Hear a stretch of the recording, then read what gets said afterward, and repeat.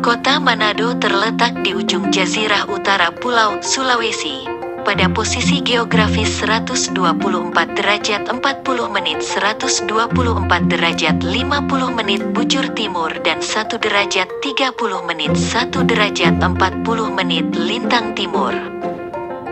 Iklim di kota ini adalah iklim tropis dengan suhu rata-rata 24 derajat sampai 27 derajat Celcius. Curah hujan rata-rata 3.187 mm per tahun dengan iklim terkering di sekitar bulan Agustus dan terbasah pada bulan Januari.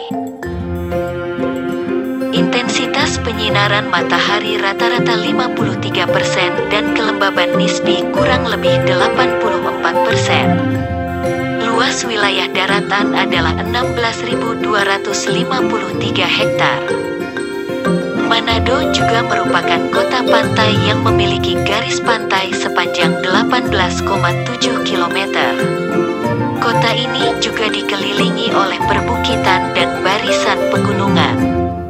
Wilayah daratannya didominasi oleh kawasan berbukit dengan sebagian dataran rendah di daerah pantai.